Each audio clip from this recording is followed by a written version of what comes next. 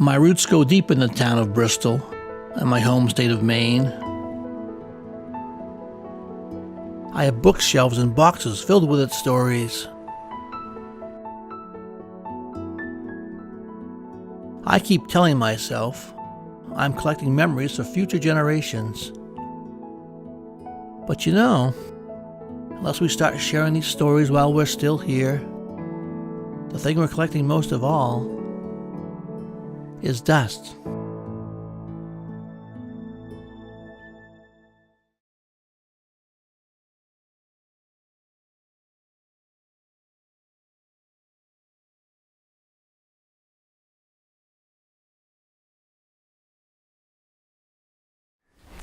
My name's Janice McGuire, and I've come here as a widow to a Vietnam veteran, Charles Douglas McGuire, and to talk about our life together and his service in Vietnam.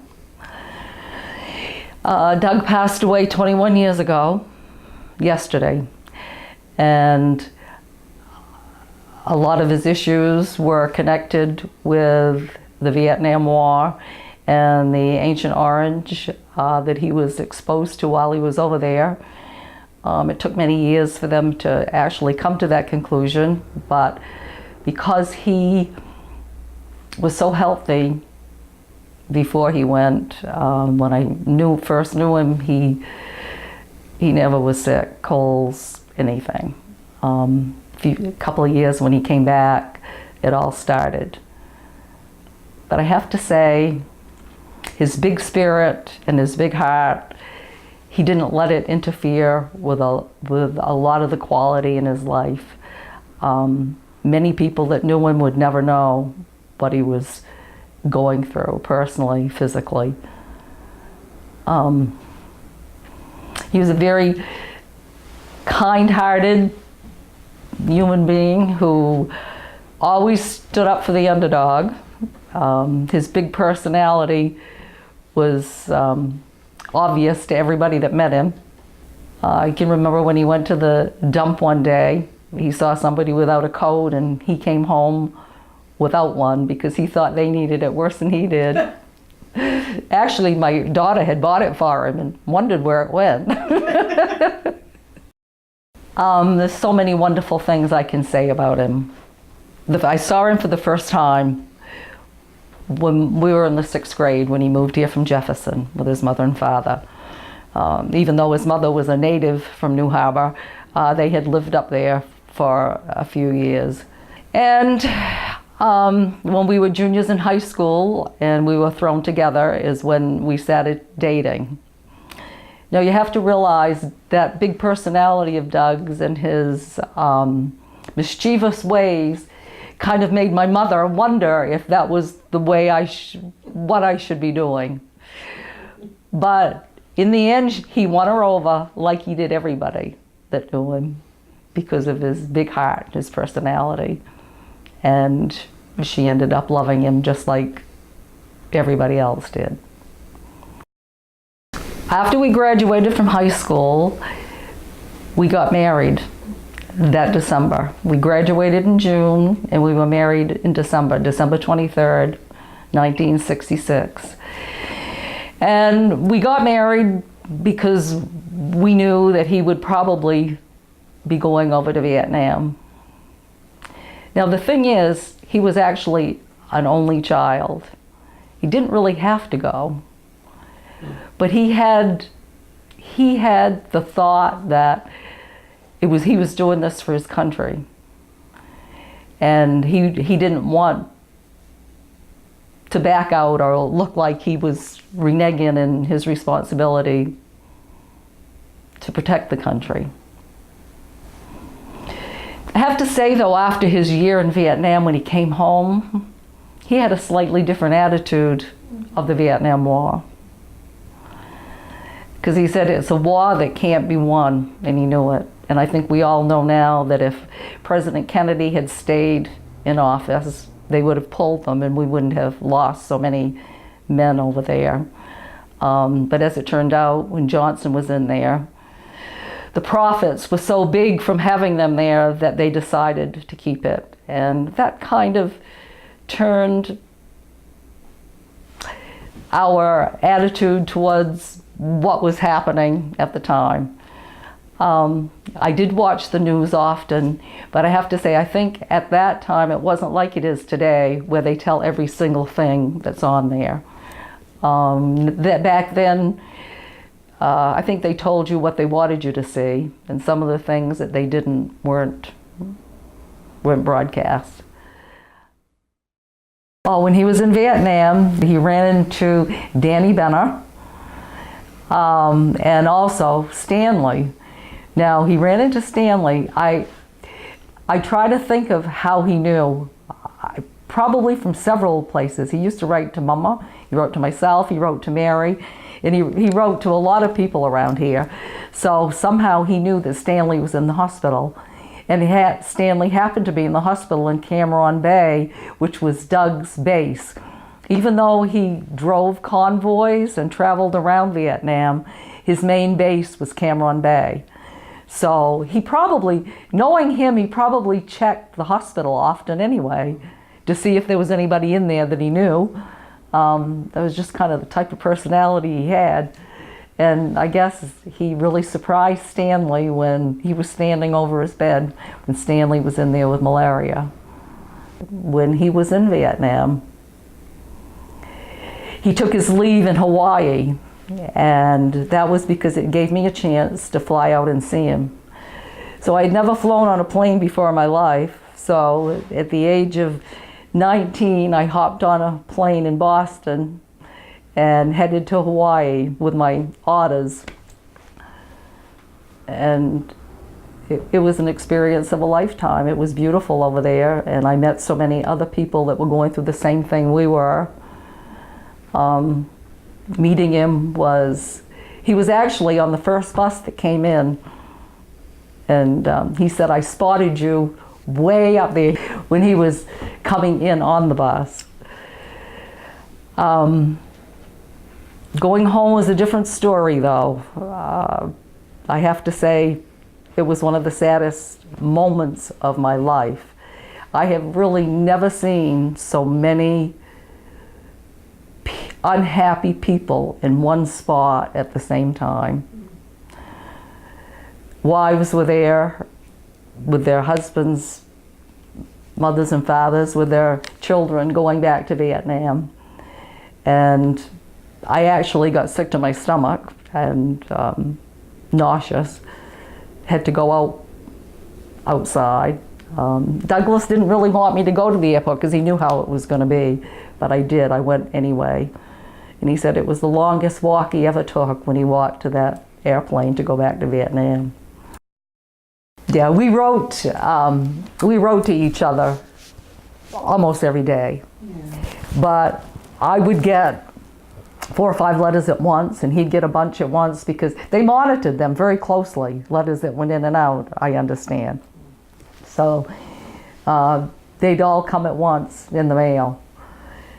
And because he was on convoys a lot, so he didn't always have access to paper. So I'd receive letters on brown paper towels or, anything. But he was very good at writing, and I have a couple of his letters. I wished I'd have saved them all, but I didn't. But we communicated a lot. When I was looking through the letters, I chuckled, something I had forgotten. When we were in school, he learned how to write, "I love you, Janice," in shorthand. And at the end of all the letters would be, "I love you, Janice," in shorthand. So that was kind of a cool thing. We played cards often. Rosalie Hill now, she was Rosalie Prentice. She was married to Stanley Wall at the time, and he was in Germany. So Mary and Rosalie and I, and sometimes my sister-in-laws, niece, whatever, we played cards constantly. Whist and 63, and so we did that for entertainment. When he came home, he was supposed to go, after being over there for a year, He had a month home, and then he was supposed to go to Germany. And I was planned on going with him, but it was going to take a while for him to get set up. But he really didn't want to go to Germany. So I'm talking to him on the phone the day before he's to go. And we're making plans that as soon as he gets there and settled, he's gonna have me come over. But at the last minute, he went to see the chaplain, and he told him how he felt. You know, he said, I just was married recently. I'm scheduled to go back overseas again. He said, my father's not well. He said, I really would like to stay home for a while. And the chaplain told him, he said, if you've been in a war zone for a year, you don't have to leave the United States for another year. So just like that, they switched his orders. Got a call the next morning, pack your bags. I said, I thought you were on your way to Germany. And he said, no, I went and I talked to the chaplain. They've changed my orders. We're going to Fort Belvoir, Virginia. So he flew home, we packed our car, and we drove to Fort Belvoir, Virginia, and we were there for a year. And we were there during a lot of the controversy. Martin Luther King went down Atlantic Highway where we lived. He was assassinated while we were there. Bobby Kennedy was assassinated while we were there. Much of our entertainment was going to the Smithsonian and going to Washington, D.C. because it was free. Because back then you didn't have any money to do anything else. So we would go to the Smithsonian, and all the protesters would be on the lawn, but it was nothing. I mean, it was like, you know, it was everyday occurrence. You would just walk over them, walk around them.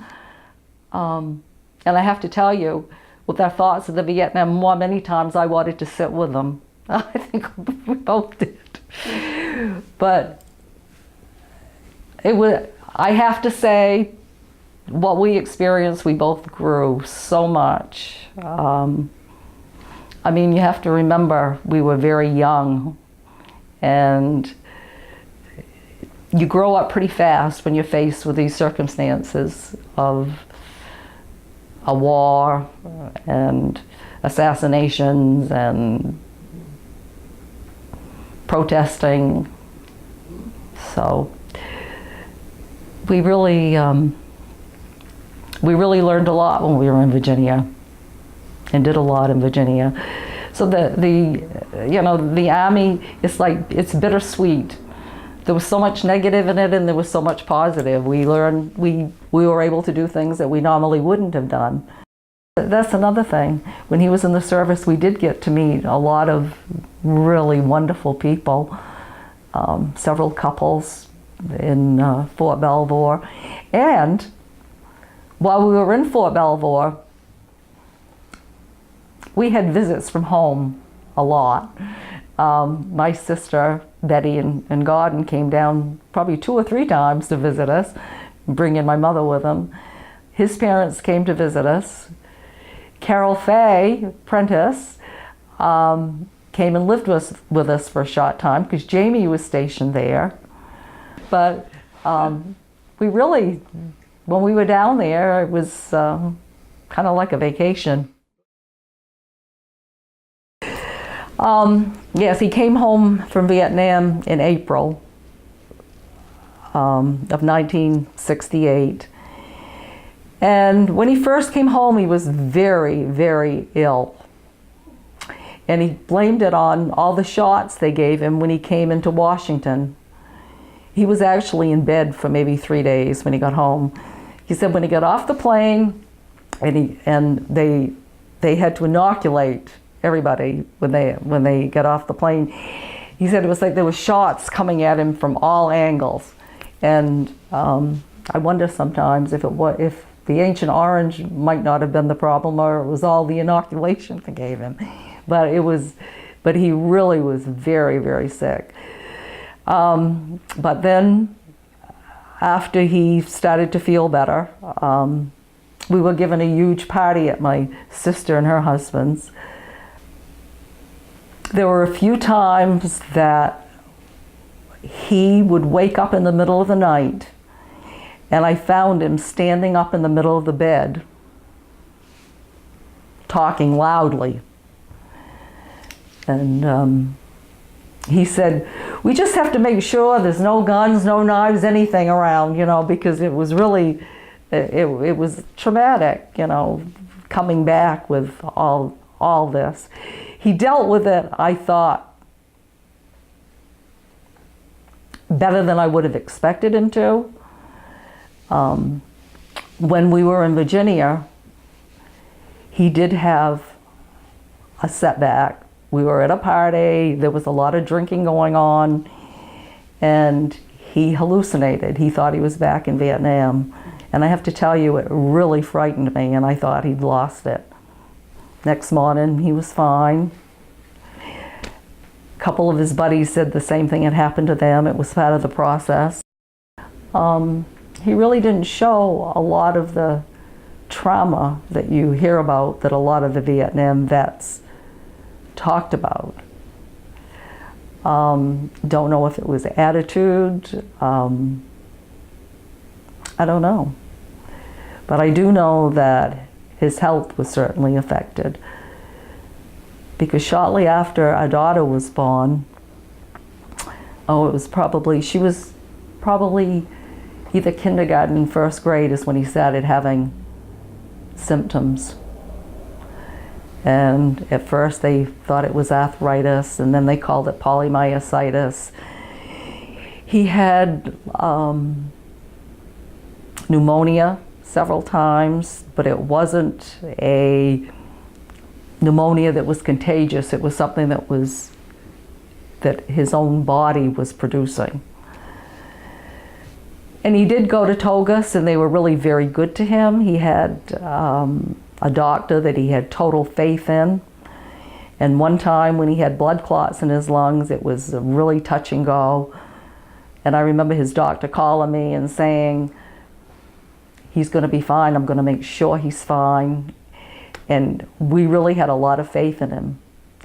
Unfortunately, when he developed the bone cancer, the doctors thought it was results of taking so many years of prednisone, and they misdiagnosed the bone cancer, and then it was too late. So I do have a bit of resentment there, of course, you know, with the misdiagnosis, especially when I talked with another doctor from Bath afterwards, and he was kind of upset that they had missed it.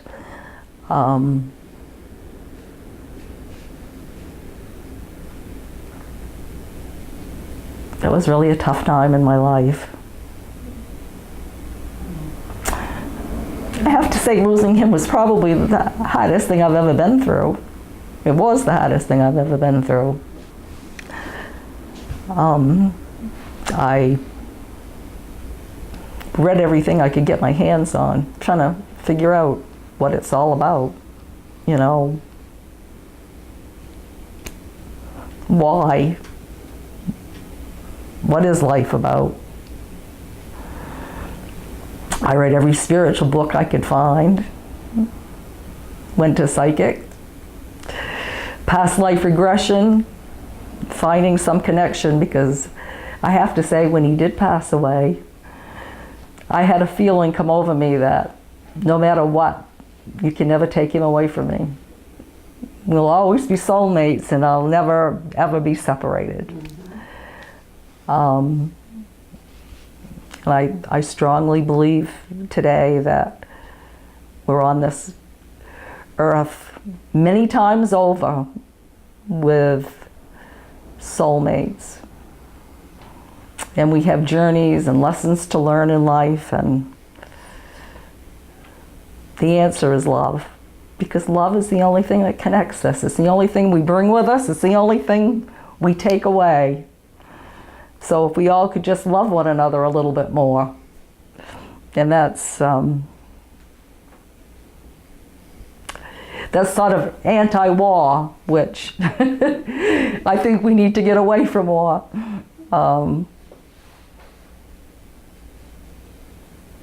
I know you have to protect yourself. We have to have the armed forces. We have to be protected as a country.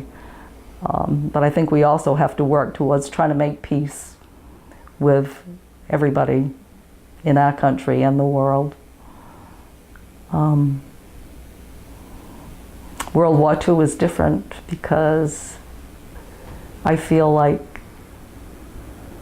the soldiers went because they knew what they were doing. They were responding to attack to protect their loved ones and their country. Vietnam was not the case.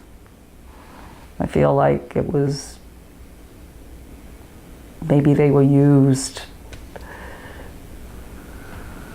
in a sense for wealth and greed and gain, and we need to get all of that out of politics, out of the army. We just need to focus more on caring and love. We came home from Germany, from Virginia, and we actually bought my mother's house, and we lived there until Andrea was about 2 years old.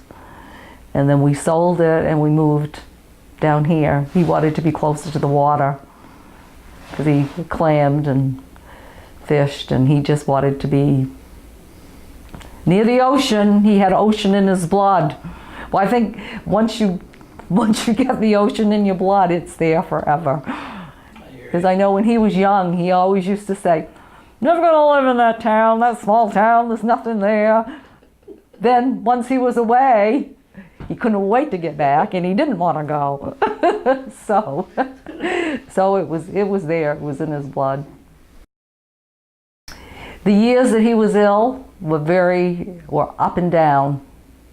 He started his illness in 75, and he died in 98.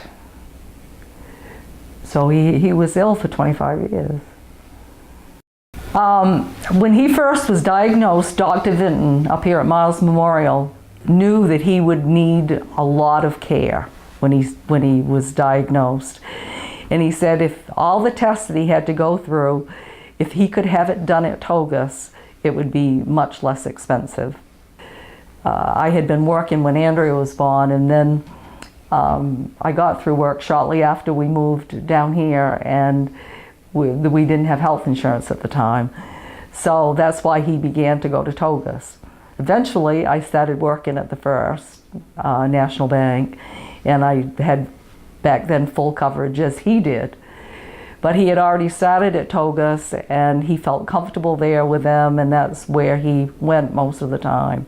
It was many trips up and back, blood clots in his lungs, pneumonia. Those were the two major issues that he kept having. He had a lot of scar tissues in his lungs, and when he had passed away, the doctor that we had seen over in Bath felt that that's where the cancer had actually begun, was in his lungs, because he said sometimes what he had was called unknown primary. Because sometimes what happens is you have cancer in a certain place and it spreads, but your body and your immune system, which his immune system was overactive. That was one of the issues, and it attacked his good genes as well. So he felt that maybe the cancer had begun in his lung and had disappeared, but it was too late. It had spread to the bone, and once it went to the bone, it metastasized quickly. The end was very quick because he was very strong right up until then. You know, like I said, people that didn't know would never have known how many health issues he actually had. He looked great. My maiden name was Benner, which I'm sure everybody in this town has heard that name because there's many of us. I was the youngest of 10 children, kind of an afterthought and probably not expected, I'm sure. I have many nieces and nephews that are older than I am. Half are older, half are younger. And unfortunately, because I was born to older parents, I lost them early in life too. The positives in my life have been my brothers and sisters and my family. They all treated me sometimes as their own children, so I've been very fortunate that way. I went to Bristol, Consolidated, and high school. The girls that I graduated with, we still get together very often, and it's always nice to have that camaraderie. I was trying to think, when I first got out of high school, I worked at Vast. But I wanted to go with Doug, and I got through there. So when he was over in Vietnam, I worked at Rennie's for a short time. And I did a lot of different things. I worked at, my sister-in-law worked at Barry's nursing home, so I worked there for a short time. And mostly though, I helped with the cottages too. I went down with Mama and helped do that. And just did odd jobs. Got a job at Strong Chevrolet, and I did work there right through until after Andrea was born. My brother had Damascotta Service Center. I don't know if you remember that or not, Austin. And I worked for him, keeping books. And then once we moved down here, and Doug was ill, I went to work at the First, and I worked there for over 30 years, and then for Rockland Savings. So, until I ended up with breast cancer. So. That was another journey I went on. So, no matter how many years it's been that he's been gone, I still feel his closeness. I feel him around me all the time. I see him in my children, my grandchildren, my daughter. My daughter is so much like him. See, we only had one child. We both wanted more, it just didn't happen. She wanted to have a sister or brother. And when her father passed away, she said, I wished I had a sibling to share it with, you know. Yeah, it was very, very hard on her, losing her dad. She was the light of his life. I mean, when she was born, it was like, well, he's taking me to the hospital. My water breaks at 12:30. And he called the doctor, and the doctor said, well, when her pains are 3 minutes apart, bring her in. Well, they started in 3 minutes apart. I'm like, wow. So he calls up and the doctor says, bring her up. So here we are about, it was probably 1:45, 1 o'clock, I don't know, in the morning. He's tooting to everybody he knows as he goes by. He's so excited because he's going to be a father. And while I was in the hospital, he and my brother-in-law went out and got a car. They couldn't take her. We had this old super sports broken down Chevrolet that was really in rough shape. So he and Gordon went and bought a nice car to take her home from the hospital. That's how excited he was to have her. And when he became a grandfather, and Kurt's in there with Andrea as she's delivering this baby. There was like 6 people over there that day. She was the last one to deliver, so we're out there pacing the floor. At least I was. And Kurt comes running out. It's a boy, and he looks just like Papa. So of course, Douglas had to swell up on that one.